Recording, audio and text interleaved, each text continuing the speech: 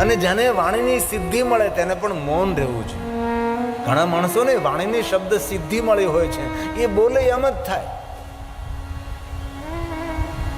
અને જેની તપસ્યા પરિપક્વ થઈ હોય એ માણસે મૌન રહેવું જોઈએ, કારણ કે બોલે એ થવા લાગે છે. અરે બોલવાની ક્યાં વાત કરો, જે વિચાર કરે એ બધું થવા લાગે છે. અને બે અવસ્થામાં માણસે મૌન રહેવું, એક તો વૃદ્ધ અવસ્થામાં, એક અતિ જેની તપસ્યા પરિપક્વ થઈ હોય એને મૌન રહેવું છે. અને વૃદ્ધ અવસ્થામાં જેટલા મૌન રહી એટલી રોગ પ્રતિકારક શક્તિ પણ રહે, જીવનમાં પણ શાંતિ રહે ને પરિવારમાં પણ શાંતિ રહે છે. પણ તમે જુઓ, આ દુનિયાનો નિયમ છે, વડીલો બોલે બોલે, કારણ કે હાથ ના હાલે, પગ ના હાલે, કાન ના હાલે, આંખ ના હાલે, તો જીભ હાલ્યા કરે, માણસો બોલ્યા કરે છે. बचपन में पैर संचल, युवानी में रोम रोम संचल, बुढ़ापे में जीभ चंचल. આ ભગવાન મહાદેવે કહ્યું છે. જ્યારે આપણે ઉંમર પરિપક્વ થઈ જાય ત્યારે માણસે મૌન રહેવું, તપસ્યા પરિપક્વ થાય ત્યારે પણ મૌન રહેવું જોઈએ.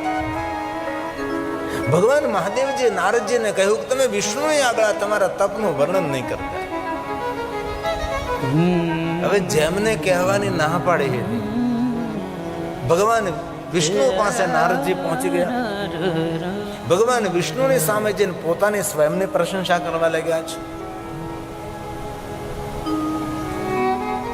અને ભગવાન વિષ્ણુએ મૌનથી નારદજીની પ્રશંસા સાંભળે છે.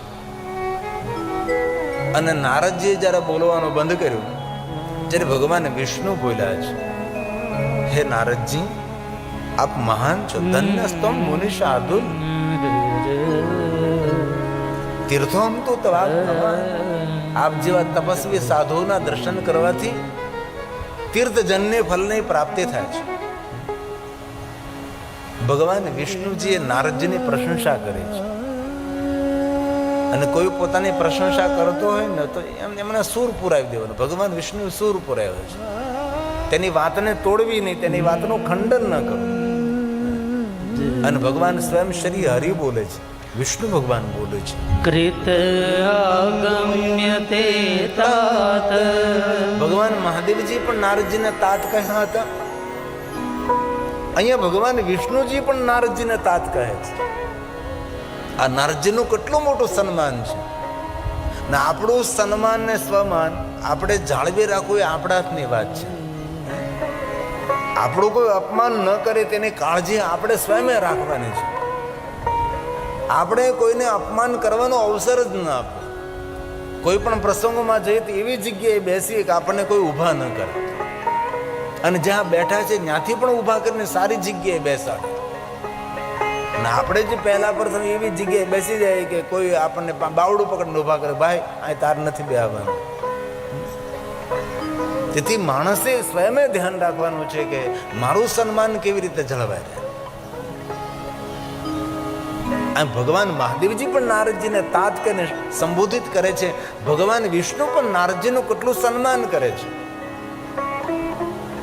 અને સ્વયં ભગવાન વિષ્ણુ બોલે છે, હે નારદ, કૃત આગમ્યતે તાત કિમર્થમિહ જાગત ધન્યસ્તવં મુનિશાર્દુલ તીર્થોહમ તુ તવાગમાત. કેટલી સુંદર વાત કરી છે. તીર્થોહમ તુ તવાગમાત. આપ જેવા તપસ્વીઓનું દર્શન કરવાથી તીર્થજન્ય ફલની પ્રાપ્તિ થાય છે. તીર્થમાં જવાનું પુણ્ય મળે છે. કોઈ ભજનાંદી પુરુષ હોય, કોઈ તપસ્વી હોય, કોઈ સાધુ હોય, ભગવાનને સમર્પિત કોઈ મહાત્મા હોય, એમનું દર્શન કરવા માત્રથી તીર્થમાં જવાનું ફળ મળે છે. આ ભગવાન વિષ્ણુજી નારદજીને કહે છે. અને નારદજીની માનસિકતાને સમજીને ભગવાન વિષ્ણુજીએ નારદજીની ખૂબ પ્રશંસા કરે છે. અને વિષ્ણુ ભગવાનના મુખેથી પ્રશંસા સાંભળતા વિષ્ણુ વાક્યમ મિતિ શ્રુત્વા નારદો કરવી તો કોની. નારદના અભિમાનમાં વૃદ્ધિ થઈ છે.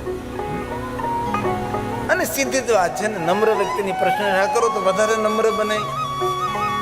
અને અભિમાની માણસની પ્રશંસા કરો તો વધારે અભિમાની બને.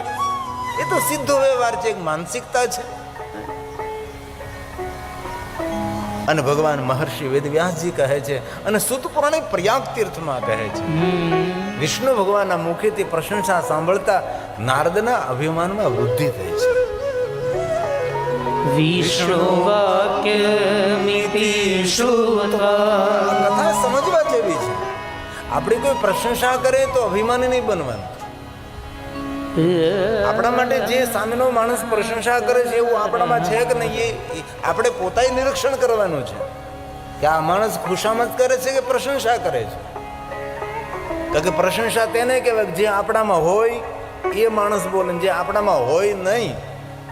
11 રૂપિયાનું દાન કરવાનું કોઈ કર્ણનો અવતાર કહીએ તો પછી આપણી જાતને આપણે સમજવું જોઈએ કે આપણે કર્ણના અવતાર છીએ.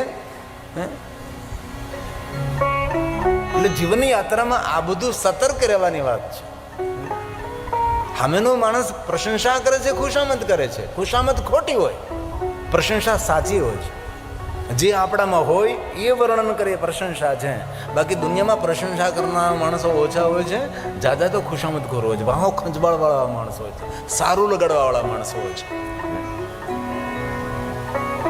ક્યારેય પણ કોઈ માણસ આપણી કોઈ સભામાં આપણી પ્રશંસા થાય તો હંમેશા શાંત રહેવું, પોતાની જાતને સંભાળવી.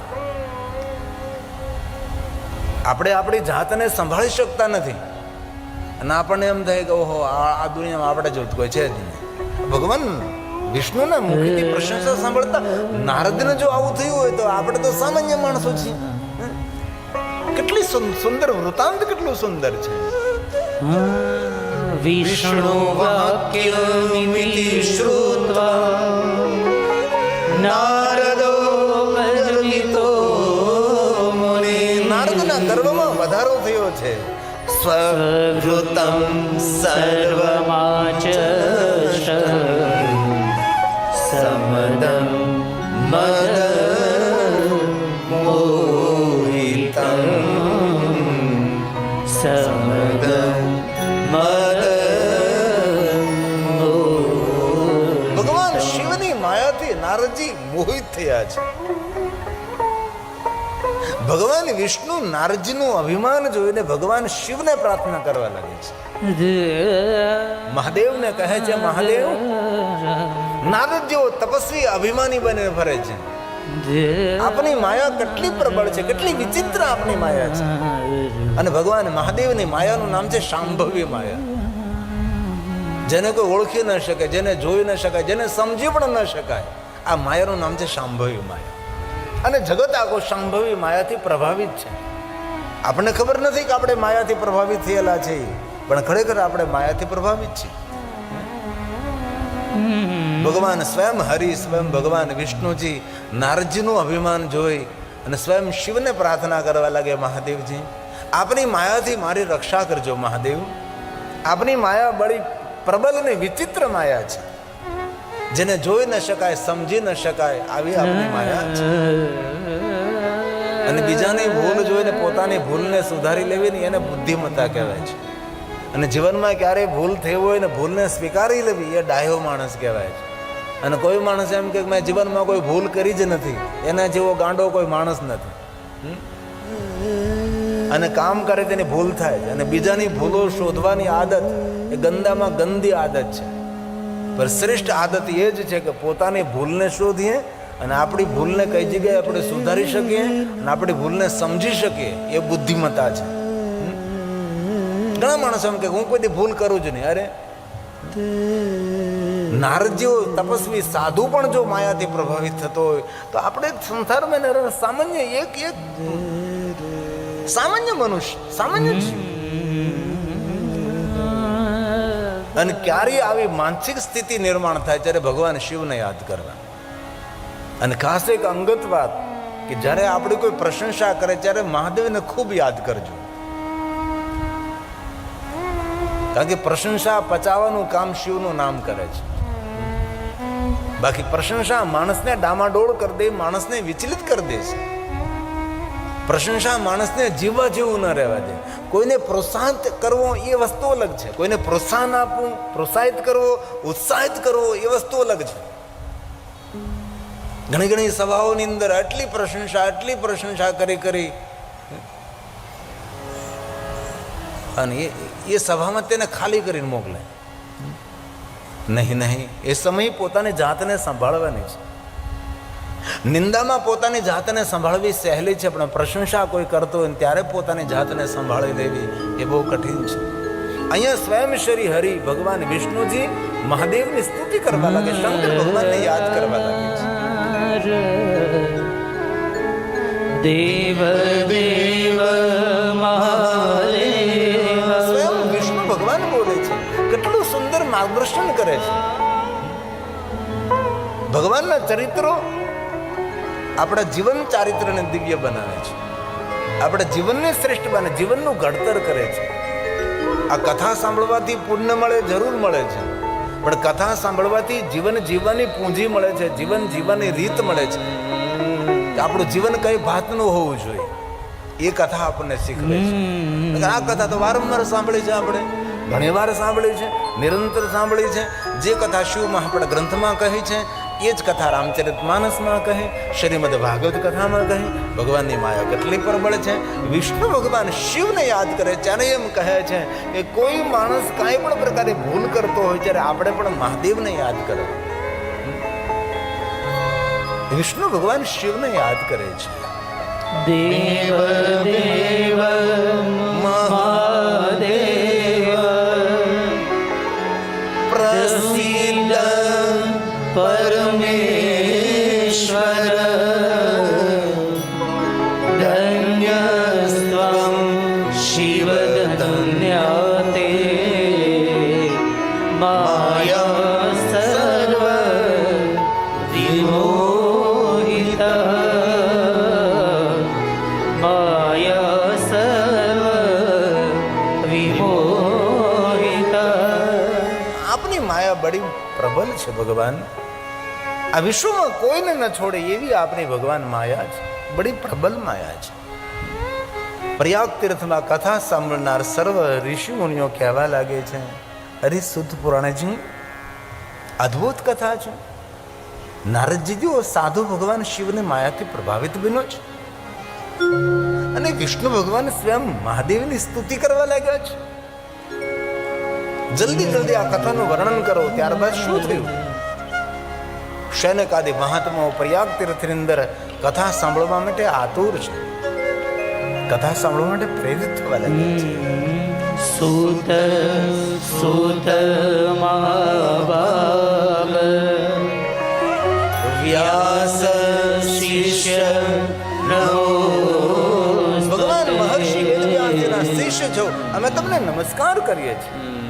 નારદજીનું સુંદર ચરિત્ર અદ્ભુત છે, અલૌકિક છે. અદ્ભુતેયં કથાત વર્ણિત કૃપયાહિન, વર્ણિત કૃપયા. જલ્દી વર્ણન કરો. જ્યારે સુત પુરાણે કહે છે, હે મહાત્માઓ, ભગવાન વિષ્ણુના મુખેથી પ્રશંસા સાંભળતા નારદજી અહંકારપૂર્વક અભિમાનનો ભાર લઈને નારદજી યાત્રાનો પ્રારંભ કરે છે. યાત્રામાં જતા હતા સુંદર માયા નિર્મિત નગરને જુએ છે. આ નગરમાં પ્રવેશ કરે છે. શિલનિધિ રાજા છે, તેમની પુત્રી વિશ્વ મોહિની છે, આખા વિશ્વને મોહિત કરી શકે એવી છે. નારદજી પણ ભગવાનની માયાથી મોહિત થાય છે. નારદજી વિષ્ણુ મોહિનીને પરણવાનો વિચાર કરે છે અને નારદજી ભગવાન વિષ્ણુ પાસે તે રૂપની માંગણી કરે છે. નારદજી વિષ્ણુ પાસેથી રૂપ લઈને વિશ્વ મોહિનીને પરણવા જાય છે અને સ્વયંવરનું આયોજન થાય છે. અને એ સમયે ભગવાન વિષ્ણુની પસંદગી વિશ્વ મોહિની કરે છે. નારદજી નારાજ થાય છે અને એ સમયે ભગવાન મહાદેવના ગણો નારદજીનો પરિચય કરાવે છે. નારદજી, વૃથા મદ કરો છો, અભિમાન કરવાનું કોઈ કારણ જ નથી. નારદ, વિશેષ તો અમે તમને કાંઈ ન કહી શકીએ, પણ તમારું મુખ જરા તલ્લી પાછું તલાવડીમાં જો. આપણે તો ખાબચિયામાં જ્યાં મોઢું ધોયા, તલ્લી પાછું સરોવરમાં નહીં, તલાવડીમાં તમારું મુખ. સ્વમુખમ પશ્ચાત, આપનું મુખ જરા જો, તમે કેટલા સુંદર દેખાવ છો. મહાદેવના ગણો બોલે, શંકર ભગવાનના ગણો નારદજીને કહે છે. જો વાણી વર્તન બદલી જાય છે. હે નારદ મુનિ ત્વં હિ. જ્યારે નારદજી મહાદેવની પાસે ગયા ત્યારે મહાદેવે કહ્યું, હે તાત, હે નારદ, હે પ્રાજ્ઞ. ભગવાન વિષ્ણુની પાસે નારદજી ગયા તો વિષ્ણુ ભગવાને કહ્યું, હે તાત, હે નારદ. કેટલું સુંદર સન્માન આપ્યું છે. આજે મહાદેવના ગણો નારદજી સાથે કેવો વ્યવહાર કરે? કારણ કે આપણું અપમાન આપણે જ કરાવતા હોય છે. આપણે જ આપણા વ્યવહારથી નીચે ઉતરી જતા હોય છે. જે નારદને તાત શબ્દોથી શંકર ભગવાન સંબોધિત કરે, જે નારદને તાત શબ્દોથી વિષ્ણુ ભગવાન સંબોધિત કરે, એ જ નારદ છે, બીજા કોઈ નારદ નથી. મહાદેવના ગણો કહે છે, હે નારદ, ત્વમ, ત્વમ તું, હે નારદ. હે નારદ મુનિ ત્વં હિ. હે નારદ, આપ જરા જો, તાત, સાધુ, મુનિ બધું જ ગયું. હે નારદ મુનિ ત્વમ, આપ જરા દેખો. વૃથા મદન મોહિત. તમે ભગવાનની માયાથી મોહિત થયેલા છો. જરા તમારું મુખ જો. તલ્લિંસુ સ્વમુખં પશ્ય વાનરસ્યૈવ ગર્હિતા. વાનરસ્યૈવ તમારું મુખ ગર્હિતા. વાનર જેવું છે નારદજી. એ સમયે નારદજી ક્રોધ કરે છે અને ભગવાન મહાદેવના ગણોનો અનાદર કરી અને ભગવાન શિવના ગણોને શ્રાપ આપે છે કે નારદ કહે છે કે તમે રાક્ષસ થશો. તારી પ્રયાગ તીર્થમાં કથા સાંભળનાર શૈનકાદી મહાત્માઓ કહે છે, આવી ભગવાનની માયા. કેટલા મોટા તપસ્વી નારદ. મુનિઓમાં શ્રેષ્ઠ નારદો, મુનિ સતમાં જેટલા મુનિઓ છે તેમાં શ્રેષ્ઠ નારદ છે. નારદ આવા મોટા તપસ્વી અને ક્રોધ કરે નારદજી. અને ક્રોધયુક્ત નારદજી શિવગણોને શ્રાપ આપે. હે સુત પુરાણજી, આ કથા તો કેટલી વિચલિત કરનાર છે. ભગવાનની માયા કેટલી પ્રબળ છે. ભગવાનની માયા, આ માયાનું કોણ વર્ણન કરી શકે? તદધીન ચરાચરમ. બુદ્ધિ દ્વારા સમજી ન શકાય, શબ્દો દ્વારા જેનું વર્ણન ન થઈ શકે, આંખ દ્વારા જેને જોઈ ન શકે, આવી ભગવાનની માયા. મહાત્માઓ બોલે, હે સૂત, સૂત, સૂત સૂત મહાપ્રાજ્ઞ. મહાપ્રાજ્ઞ આત્મજ્ઞાની સૂત. નારદજીનું ચરિત્ર આવું વિચિત્ર ચરિત્ર. વર્ણિતા અયભૂતા કથા. અદ્ભુત કથા છે નારદજી. ધન્ય છે ભગવાનની માયા. ધન્યા તુ શાંભવી તદીનં ચરાચરં. તદીનં બુદ્ધિ ચરાચરં. દ્વારા સમજી ન શકાય એવી ભગવાન શિવની માયા અને પૂરા જગતમાં વ્યાપેલી ફેલેલી ભગવાન શિવજીની માયા. ચરાચરમ. દુનિયાની કોઈ જગ્યા એવી નથી જ્યાં ભગવાન શિવજીની માયા વ્યાપેલી નથી. આવી શિવજીની માયા. મહાત્માએ પ્રશ્ન કર્યો કે હે સુત પુરાણજી, વચ્ચે એક વાતનો પ્રશ્ન થાય છે. આ ભગવાન શિવજીની શાંભવી માયાથી કોણ સુરક્ષિત રહી શકે? આ સુંદર પ્રશ્ન કર્યો છે મહાત્માઓએ કે ભગવાન મહાદેવની માયાથી સૌ પ્રભાવિત થાય છે. જે માયાનું નામ શાંભવી માયા છે, તો એ તો તમે કહો કે ભગવાન શિવજીને શાંભવી માયાથી પ્રભાવિત કોણ ન થાય અને શાંભવી માયાથી સુરક્ષિત કોણ રહી શકે છે? અને શાંભવી માયા કોને સંમોહિત ન કરે? એના માટે કોઈ ઉપાય કરો. આપે એમ કહ્યું કે આ દુનિયામાં દરેક જગ્યાએ વ્યાપેલી ભગવાન શિવની માયા છે. ધન્ય તો શાંભવી માયા તદધીન ચરાચરમ. લેકિન આપ એ તો કહો કે ભગવાન મહાદેવની માયાથી કોણ સુરક્ષિત રહે? ત્યારે સુત પુરાણે કહે છે, મહાત્માઓ સાંભળો, તમે તમારા વાતનો ઉલ્લેખ કરું છું અને સ્વયં સુત પુરાણજી ભગવાન શિવની શાંભવી માયાથી કઈ રીતે સુરક્ષિત રહી શકાય છે એના માટે કહે છે. દુર્જ્ઞેયા શાંભવી માયા. ભગવાન મહાદેવની શાંભવી માયા સર્વેષાં પ્રણિનામિ. દુનિયાના જેટલા જેટલા જીવો છે દરેક જીવો ભગવાન શિવની શાંભવી માયાથી પ્રભાવિત છે. પણ શિવની શાંભવી માયાથી સુરક્ષિત એ જ વ્યક્તિ છે ભક્તં વિનર્પિતાત્માનો. જે ભગવાન શિવનું ભજન કરે છે, જે નિરંતર મહાદેવને યાદ કરે છે અને શિવજીને જે સમર્પિત રહે છે, જે જગતના પિતા ભગવાન મહાદેવનું ભજન કરે છે અને ભગવાન શિવને જે યાદ કરતા રહે છે, તે ભગવાન શિવજીની શાંભવી માયાથી સુરક્ષિત રહે છે. તયા સંમોહ્યતે જગતઃ. તયા સંમોહ્યતે જગતઃ. બાકી સૌને ભગવાન શિવજીની માયા પ્રભાવિત કરે છે. ભગવાન શિવજીની માયાથી સુરક્ષિત કોણ રહી શકે છે? જે ભગવાન મહાદેવની ભક્તિ કરે છે, મહાદેવની જે ઉપાસના કરે, તે શિવની માયાથી સુરક્ષિત રહે છે. હે સુત પુરાણે જે ત્યારબાદ નારદે કયું ચરિત્ર કર્યું આપ કહો. સુત પુરાણે કહે છે મહાત્માઓ, નારદજી મહાદેવના ગણોને શ્રાપ આપીને ક્રોધયુક્ત નારદજી ભગવાન શ્રી હરિ વિષ્ણુ ભગવાનને કહેવા લાગે છે, શ્રી હરિ આપે મારી સાથે કપટ કર્યું છે, મારું મુખ વાંદર જેવું બનાવ્યું. અને એ સમયે સ્વયં નારદજી ભગવાન વિષ્ણુનો અનાદર કરતા ભગવાન વિષ્ણુજીને કહે છે, તમે નારણમાંથી નર રૂપને ધારણ કરશો, નારી વિયોગના દુઃખો તમારે ભોગવવા પડે, એ સમયે તમને કોઈ મદદ નહીં કરે, મારું મુખ વાંદર જેવું છે, વાંદરાઓ તમને મદદ કરશે. આવું ભગવાન શિવજીને ભગવાન વિષ્ણુજીને કહ્યું છે નારદજીએ. નારદજી ભગવાન વિષ્ણુજીનું અપમાન કર્યું છે, અનાદર કર્યો છે.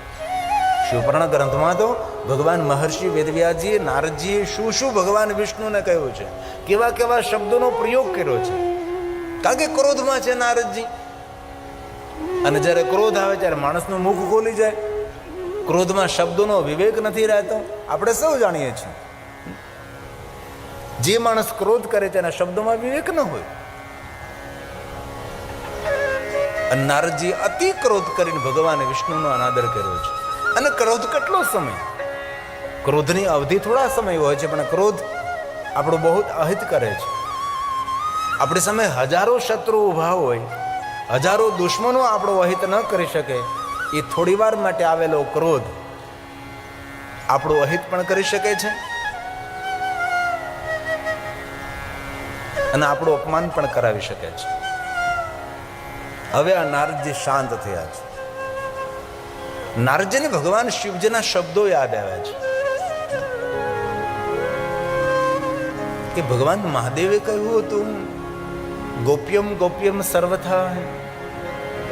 નારદજી, વિષ્ણુની સામે તમારા જીવન ચરિત્રની વાતો નહીં કરતા, અને મેં ભગવાન વિષ્ણુની સામે મારી પોતાની સ્વયંની પ્રશંસા કરી. પણ હવે નારદજીને જ્યારે ભગવાન શિવજીના શબ્દો યાદ આવે છે ત્યારે તો બહુ સમય જતો રહ્યો હતો, બહુ મોડું થયું હતું.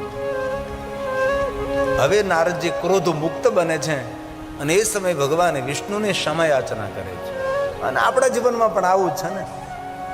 ક્રોધમાં આપણે કેટલાનું અપમાન કરી નાખીએ, ક્રોધમાં નહીં બોલવાનું બોલી નાખીએ, અને ક્રોધ શાંત થાય પછી આપણે માફી માગતા હોઈએ છીએ કે મારાથી ક્રોધમાં બોલાઈ ગયું, આવેગમાં બોલાઈ ગયું, અપમાન થઈ ગયું, તમારા માટે નહીં બોલવાના શબ્દો બોલ્યા, કઈ કઈ ક્ષમા યાચના કરીએ, પણ જે એ બોલાઈ ગયું છે તો પાછું વળી શકતું નથી. તેથી માણસે હરપલ સાવધાન રહેવું.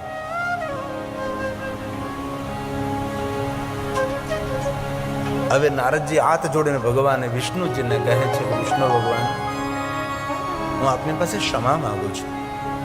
મને બહુ જ ગ્લાનિ થાય છે. મેં આ શું કર્યું છે? મહાદેવના ગણોનો મેં અનાદર કર્યો, મહાદેવના ગણોને મેં શ્રાપ આપ્યો છે. હું જાણું છું કે શ્રાપ આપવાથી પુણ્યનો ક્ષય થાય. સાધુ પુરુષ, તપસ્વી પુરુષ કોને શ્રાપ ના આપે, શ્રાપ આપે શ્રાપ લાગે જ, પણ જ્યારે સાધુ પુરુષ શ્રાપ આપે છે ત્યારે તેનું પુણ્ય જતું રહે છે.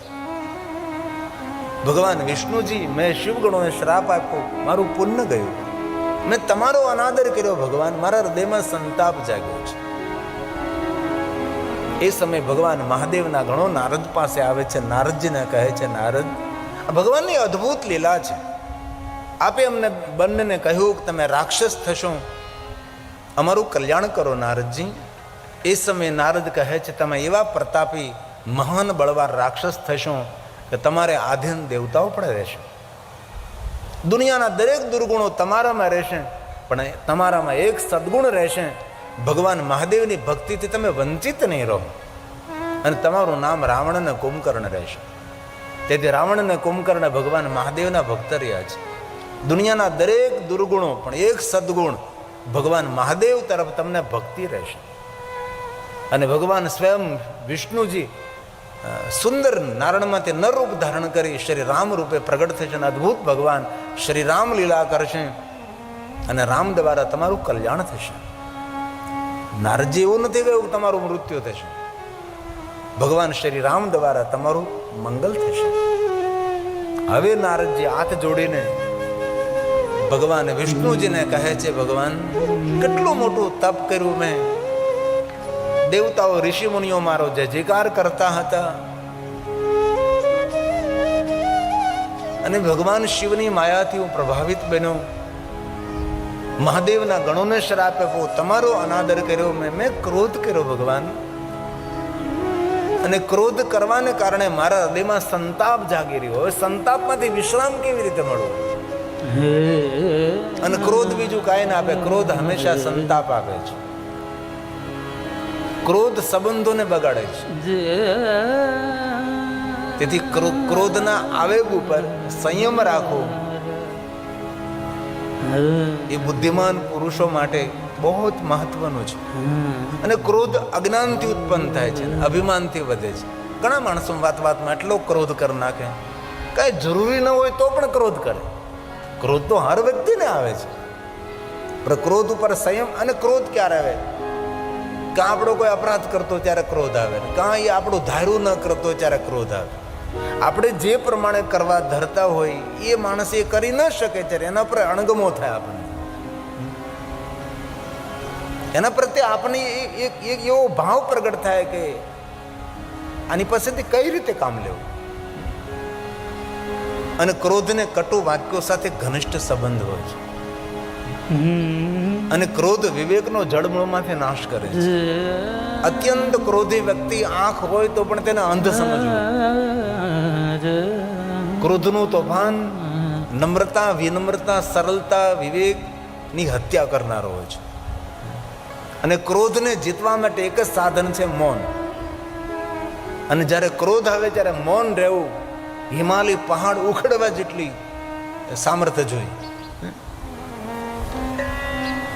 હવે નારદજી હાથ જોડીને કહે છે, ભગવાન શ્રી હરિ, ભગવાન વિષ્ણુ, મને તમે કઈ માર્ગદર્શન કરો, હું શું કરું? હવે